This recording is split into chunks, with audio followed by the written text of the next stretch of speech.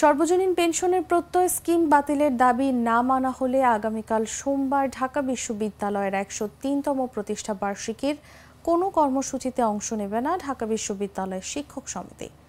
একই সঙ্গে আগামীকাল থেকে সর্বাত্মক কর্মসূচিও ঘোষণা করেছে শিক্ষকদের এই সংগঠন। আজ রবিবার দুপুর ১২টায় ঢাকা বিশ্ববিদ্যালয়ের কলা ভবনের মূল ফটকে পূর্ণদিবস কর্মবিরতি উপলক্ষে আয়োজিত অবস্থান কর্মসূচি শুরুর আগে সাংবাদিকদের সঙ্গে আলাপকালে এ সিদ্ধান্তের কথা জানান ঢাবি শিক্ষক সমিতির সাধারণ সম্পাদক অধ্যাপক ডক্টর জিনাত হুদা। বিঘ্ন না করে সরকারের দৃষ্টি আকর্ষণ করার জন্য